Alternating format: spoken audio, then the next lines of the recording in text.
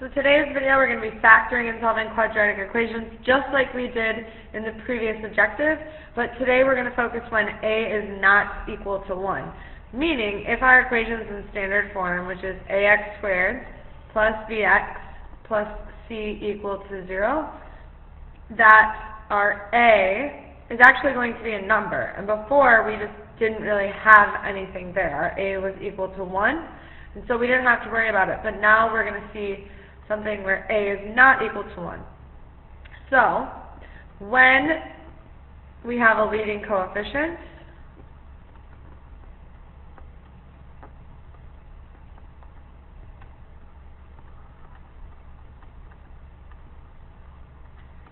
that does not equal 1, we cannot use a t-chart.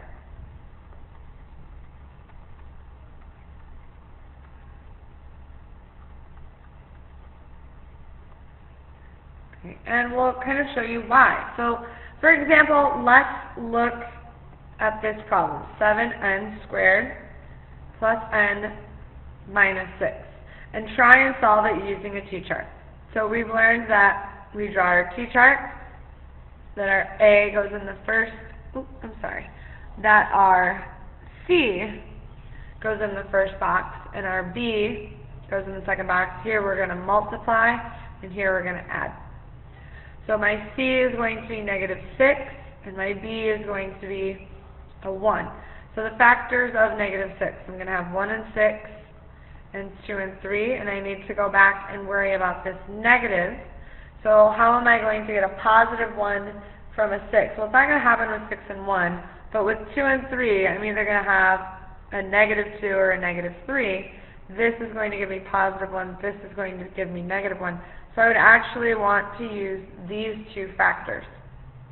So then we also learned that we can use the factors that we found from our t-chart to be the factors of our polynomial. And this is how we learned to factor using a t-chart. So what's wrong? Why can't this work? Well, if we're finding the factors, we're finding two things that multiply to give us this polynomial. So if we do the box method, we should be able to check and get that same answer. So let's do our check. When I check and I multiply n minus 2 and n plus 3, I get n times n is n squared, negative 2n, positive 3n, and negative 6. And when I simplify my like terms, this polynomial gives me n squared plus n minus 6. Does this polynomial work to give me the polynomial that I should be getting? No, it's really close, but the thing that I'm missing is that front coefficient. Right? So this is very different because I'm having no coefficient in my n squared term in the answer that I'm getting using the t-chart, but that's not how the problem started. So I did something wrong, and this is why we can't use a t-chart. T-charts only work when we don't have numbers in our factors as coefficients, but in our method that we're going to learn today, we are going to have numbers as coefficients. So let's talk about what method do we want to use so that we don't run into this problem. And our new method is called the AC method, and here are the steps. So the first thing we need to do is get it in standard form, just like we have always done for factoring. Now the next step, this is new, we want to check to see that a doesn't equal 1. As soon as we notice that this a does not equal 1, we have to start our AC method. So we create our AC table. It's very similar to what we were doing for the t-chart. The only difference is this a is going to be multiplied by the c instead of just the c and the b by itself. But we're still going to be multiplying in this first column and adding those factors in the second column. And then the last three steps are going to be easier to see when we're working through a problem. But we are going to rewrite in 4 terms, then do the grouping method, and then solve. So we're actually going to combine pretty much the t-chart method that we've learned with the grouping method that we've learned, and that's how we get our AC method. So let's look at an example. So here we have our checklist down here in the bottom corner again to help us solve. So the first thing, we're going to go back to that original equation that we used as the example. Is it in standard form equal to 0? Yes. Then I check to see, is my A not equal to 1? I look and I see that my A is actually a 7. So I am going to have to create an AC chart. So I have over here my A and my C are going to be multiplied.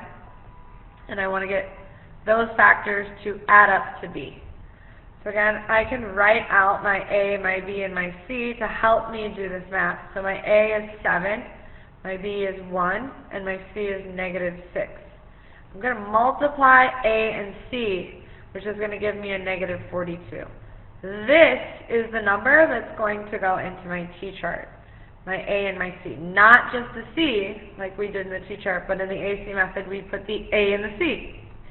So then I have the factors of -42 should add up to my B, which is 1. So once we get past that first step of multiplying the AC method, now it's very similar to the T-chart.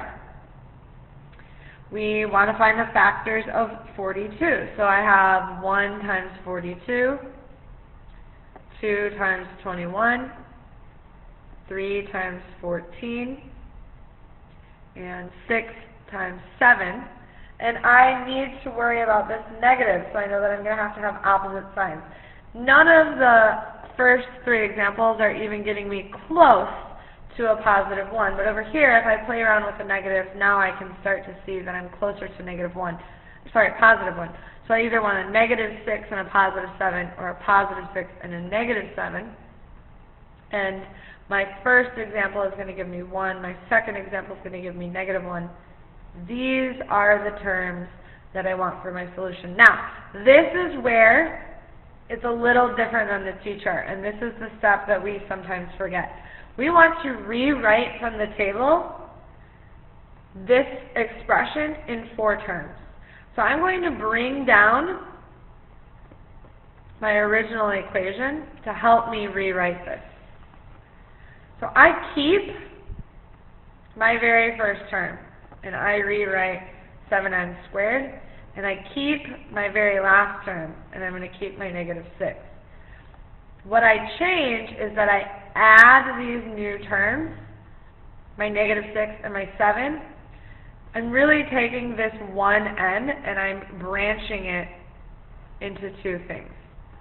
Those 2 things are the factors that I just found.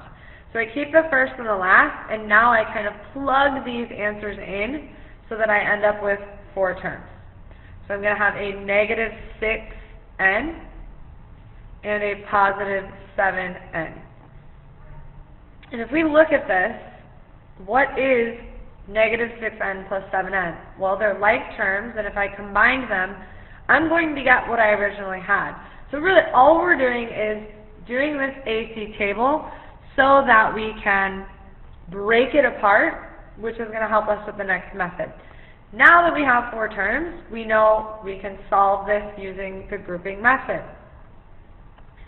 So I group my first 2 terms, I group my last 2 terms, and I continue on solving using the grouping method. So I look, do I have any baby GCFs that I can take out? Yes, I can take an n out of each. So I have 7n minus 6. Do I have anything that I can take out of 7n minus 6? Not really, but I do need to pull something out so that I have something for my grouping. So pretty much I'm taking out a 1, which isn't changing my group at all. Then I want to take out the big GCF, so my 7n minus 6 comes out, and then my next group is whatever's left, so I have n plus 1, which is equal to 0, and then I get to my final step, which is to solve, and whenever I'm equal to 0, that also helps me indicate that I'm solving. So I'm breaking up each factor, 7n minus 6 equal to 0, and n plus 1 equal to 0. I'm going to add 6 to both sides, so 7n is equal to 6, and divide by 7 to get my n by itself. So there's one solution, 6 over 7. And my other solution, I'm going to subtract 1 on both sides, so n equals -1. Now, these are the solutions, but if we go back and we check our factors that we found after our grouping method, so here we have our factors. This is where we can check our work. So use the factors to check. So now I should be able to do a box method with my factors that I found, using the AC method, using my grouping method, and I should end up with what I started with, n plus 1. 7n times n is 7n squared, negative 6n, 7n, and negative 6. And again, if I combine my like terms, I get 7n squared plus n minus 6. This is the polynomial that I started with. So we can see that with the t-chart, we don't get the right answer because we kind of lose this 7. We lose this coefficient. We just had n minus 6 and n plus 1. Here, when we're using our AC method, with the grouping, we do get the correct factors, and then that helps us continue to solve to find the right answer. So there are a lot of steps. This is the trickiest factoring method, but make sure you are getting these steps down in your notes so that you have something to go back and check if you get confused during practice. So we have one more example. So again, we start with 36x squared minus 128x equals 64. We need to look at our first step to check if it is in standard form. And we notice right away that this is not equal to 0, so I need to do a little bit of work to get it into standard form. So by subtracting my 64 to the other side, that's going to make it equal to 0 on the right-hand side. And now I'm going to have 36x squared minus 128x minus 64. And now I do have it in standard form, and I can continue on with my steps. Then I check to see if a is equal to -1, and I look and I do see that I have a 36. So that means that I want to do my AC method, and I cannot use the t-chart. So I create my AC table by multiplying a times c, which is going to give me negative 2,304, and my b is going to be negative 128.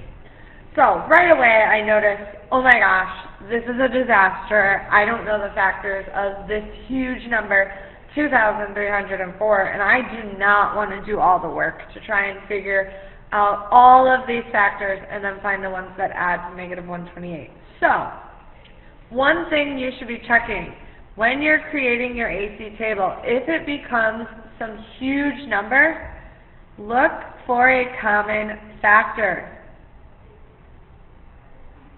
So here, I want to look at my 36, my negative 128, and my negative 64, and I want to see, is there something that I can take out of all of these? Can I take out a GCF to maybe make these numbers a little bit easier for me to work with? Because right now, this is not easy. So I start with the lowest number, and I want to create all of the factors of 36 to help me find that GCF. So I know that I have 1 times 36, 2 and 18, 3 and 12, and 4 and 9. And then looking at my factors, I want to say, all right, well, can I take a 36 out of 64? No, so that can't be it. Can I take an 18 out? No. And I just kind of go through and check all of the factors with these other things. I can't take out a 12, I can't take out a 9, but I can take out a 4. So really, I'm going to take a GCF out first to make my actual AC method easier. So I pull the 4 out, and that's like dividing this by 4, dividing this by 4, and dividing this by 4. So 36 divided by 4 gives me 9x squared. 128 divided by 4 gives me a negative 32x. And negative 64 divided by 4 gives me a negative 16. Now I can just focus on this part and do my AC method with that, because even when I factor, I still end up having an A that is not equal to 1. So I do still need to use my AC method, but I just made my numbers much smaller and much more manageable so that I don't have to do all of this work. So I'm going to redraw a new AC table so I don't have to deal with these big numbers. I'm not going to worry about the 4. I just leave it out in front. And so I have 9 times negative 16 now gives me negative 144, a much more manageable number. And then the B inside is a negative 32. Again, I want to be multiplying and adding in the first column and the second column. So I have to start brainstorming my factors of 144. I have 1 and 144, 2 and 72, 3 and 48. And you might have to be using your calculator for this. These are not factors that we expect you to have memorized. And then I have 6 and 24, 8 and 18, 9 and 16, and 12 and 12. So yes, are there still a lot of factors, of course, but a lot less than if I had to do this big math. So now I go through, and I know that I have to worry about this negative, so I want to try and find things that will get me close to 32 if I was subtracting. No, this isn't going to work. 40 minus 3, no, that's not close. Oh, maybe this one, and now these ones are kind of out. So can I put a negative on a 4 or a 32 to give me negative, oops, this is supposed to be a 36. 36 and a 4. And yes, I can say a negative 36 plus 4 is going to give me my negative 32. So now I have to remember that I'm not just taking the 4 and the 36 as my solutions. I have more work to do. So I'm going to remember to carry down this 4. I'm going to keep my first term, 9x squared. And then I'm going to make these 4 and negative 36 my new middle term. So I'm breaking it up.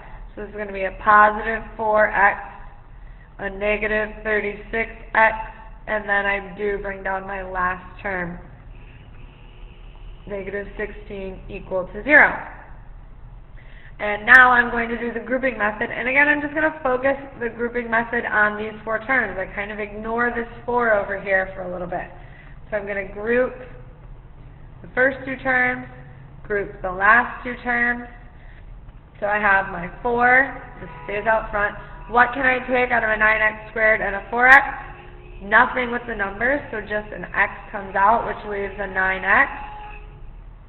Then I'm going to take my 4, and can I take anything out of a 36x and a 16? And again, we should be using this group over here to kind of prompt us, what should I be doing? Well, if I have a 36, how can I get a 9? Alright, well I'm going to take out a negative 4, because I know that if I divide negative 36 by negative 4, that's going to give me a positive 9x. And a negative 16 divided by negative 4 is going to give me a positive 4. So there's my groups. Now I'm going to leave this 4 in front again. I'm going to write my big GCF, which is my 9x plus 4. Those are gone, so then I take what's left over, and I have my x minus 4 equal to 0. And if they just tell us to factor, we're done. This would also be a great place for us to check our work. Alright, so let's go ahead and check our factors to see if these would actually give us the thing we started with. So I start with 9x plus 4 and x minus 4. So I get 9x squared and 4x and negative 36x and negative 16. So again, combining like terms, I get 9x squared. This gives me negative 32x minus 16. And let's go back to the very beginning and check, does it work out? Did I get what I started with? I'm a little off. Oh yeah, because I took out that common factor. So I did get what I started with when I started my AC method, but if I'm really going back to check what I did in the very beginning of the problem, I have to remember this 4, which needs to go to everything. Now that'll give me my 36x squared, my negative 128x, and my negative 64. Alright, so don't let that trick you. If you do take out a common factor and you are checking your work, you have to remember to multiply that GCF back in. So, after we do our check to make sure that we factored correctly, now we can start to solve. Now we have 3 different parts. So this 4 is going to be equal to 0. This 9x plus 4 is going to be equal to 0. And this x minus 4 is going to be equal to 0. So let's go ahead and solve. Is there anything to solve here? No. So that's not going to be a solution. That's not going to impact our solution. Here, I'm going to subtract a 4. So I get 9x equals negative 4. Divide by 9, which leaves me with x is equal to negative 4 over 9. I check if I can simplify, but I can't. So there's one solution. And the last solution is just adding 4 on both sides. X is equal to a positive 4. So I do only get 2 solutions, even though I have this 4 hanging out over the front. So again, lots of things going on here, lots of things to be checking, but as long as you are going back and checking your work, you should be able to tell at the end of the problem whether you got it or not. So we have a few problems for you to try on your own. The first problem we want you to solve all the way, which makes, so make sure you're finding what x is equal to. The second problem we want to solve all the way, and then the last problem you're just going to factor. So make sure you're following those steps that are in your notes. Try these 3 on your own, and we will discuss them when we get into class. Good luck and see you tomorrow.